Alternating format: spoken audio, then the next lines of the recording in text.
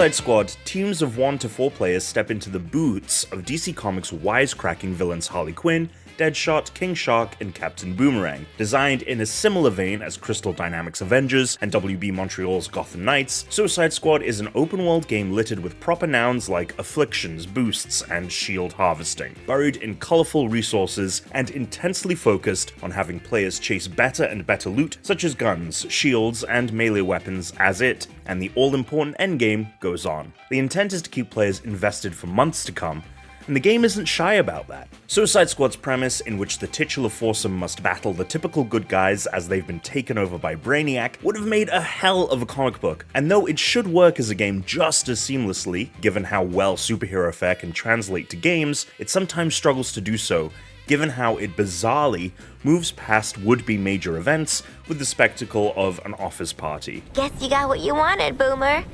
Too bad no one saw it. Yeah, well, I saw it alright. The game gives each anti-hero space to quip and play off one another in a way that matches the tone of other Suicide Squad stories. It's aggressively violent, irreverent, and stupid funny. But that's exactly as it should be with this batch of mouthy, expendable villains meant to disarm Brainiac and the drones he's made out of the world's greatest heroes. The cast does an excellent job of bringing the main characters to life, especially AEW's Samoa Joe, who shines as King Shark and may have launched his own acting career as a result. Though I enjoy the characters themselves, there are some spoiler-filled moments I won't detail that end up feeling off, considering the enormity of the titular task at hand. I sometimes found myself wanting more time with the Justice League, who are iconic heroes turned villains, but the game often hurried me through those story beats in a way that felt unceremonious. Ultimately, this tendency served as a frequent reminder in a genre like this, the story often struggles to rise above mere set dressing. There are shades of Rocksteady's brilliance still intact, but killing the Justice League should feel like an epic saga, and it never manages to do that. Blah, blah,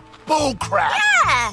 Just give us money bags down there and we'll be splitskis. I would have expected the Justice League to be inherently compelling villains, given how the conceit flips the way they're usually portrayed on its head, and yet they're often either one-dimensional, such as Superman or Batman, or cliché like The Flash and Green Lantern. Wonder Woman's role brings a unique and more interesting wrinkle to the story, but the way she exits the story, like all others in the game, feels brushed aside. You as the player and Rocksteady as the developer alter the canon of its DC universe in some earth-shattering ways, but these moments come and go like you've merely checked off some items on a to-do list. It's an open-world metropolis threatened by countless alien goons, and equipped with some gear they've stolen from the Hall of Justice, the Suicide Squad bring a bit of the Justice League's skill sets to the game, with Boomerang utilizing Flash's Speed Force to blink across gaps, and Harley relying on Batman's drone, from which she grapples and swings like a new Robin in training. Combat and traversal are meant to work in tandem, to create a free-flowing minute-to-minute experience that feels good in your hands and looks stylish and powerful on screen. But it never quite gets there due to the number of issues, such as limitations on those traversal items and, to a more harmful extent, enemies with such specific weaknesses that combat feels like a battle between player and in-game systems. For example, certain enemies may be dispatched using only status effects, counters, critical hits, grenades, boosted attacks, or other strategies. This routinely feels chaotic and frustrating, as some missions may throw all types at you at once, and you may be without solutions some of the time.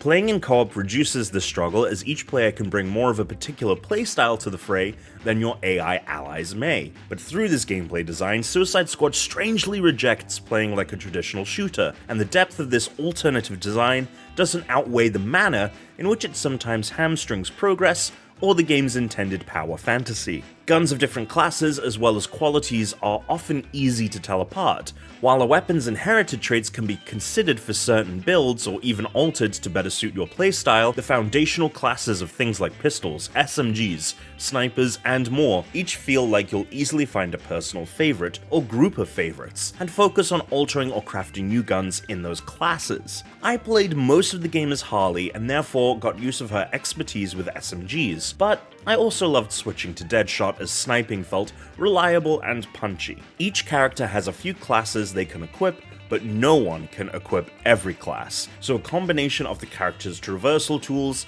available weapon classes, and your group dynamic may all lend themselves to you finding a main character for yourself. and the game lets you seamlessly swap between any of the characters at any time out of combat, so you can, if you so choose, get to grips with the game's full range of loot. Because traversal items operate on strict cooldowns, the game never lets you consistently move in the coolest ways on offer. Instead, it wants you to routinely touch ground, or more likely roofs, to reset your cooldowns, thereby resulting in a movement style that, no matter which character you main, demands some wall climbing, jumping, flying, and sliding. It sounds cool, but in practice feels restrictive. I understand the reason players aren't allowed to endlessly zip around as Harley.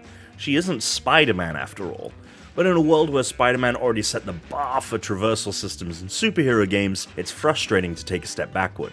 Those foundational movement tools, flawed as they are also not able to be upgraded in any way. Because I couldn't improve those gameplay features with upgrades, I instead learned to accept that the fluidity I was searching for just wasn't coming. There's an absence of character growth in anything beyond numbers going up on equipment, and this is deeply unsatisfying.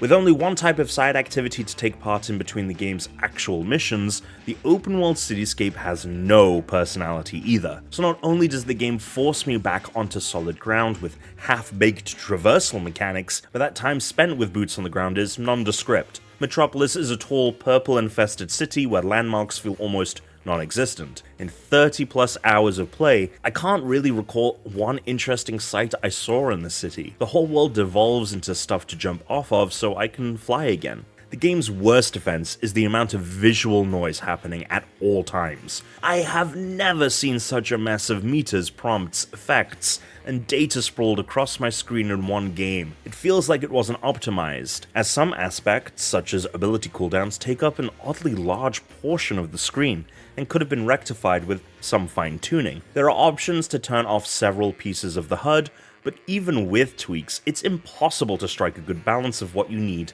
and what you want to see. With an unholy mess of stuff on the screen at nearly all times, Suicide Squad looks like what people who don't play video games think video games look like. I'm astounded that it launched in this manner, frankly.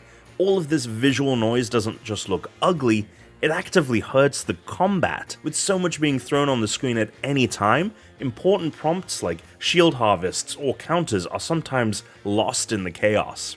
It also defies story logic to suggest, as Rocksteady does, that this game takes place in the Arkhamverse. The main missions, most of which would feel like any other game's side missions, involve repeating multiplayer-centric objectives, such as pushing the payload a la Overwatch or something like Call of Duty's Domination, where you fight to control different points until victory. There's no way to cleanly reconcile the game's obsession with pickups and resources and repetitive objectives with what we've seen from Rocksteady before. In no other way do I intend to compare this game to those ones, but since the studio insists this is a quasi-sequel, it bears mentioning that this world seems to operate on different rules than the last one, with little to no reasoning in the story to explain why this is. Of course, it's obvious in a meta sense. The loot grind demands it. While the characters are fun, the stakes of the story are underserved, and much of what Rocksteady was previously known for seems to be shuffled to the back of the stage in favor of repetitive missions where the reward isn't the gameplay itself, but the new items you unlock for having endured it. But like any looter shooter,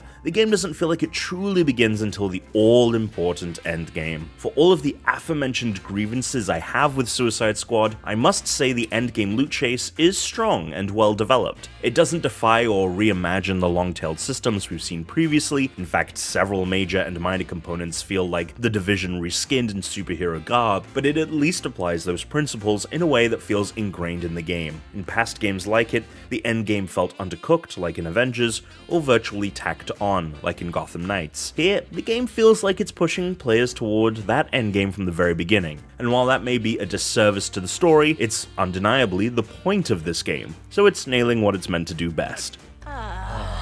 Shock.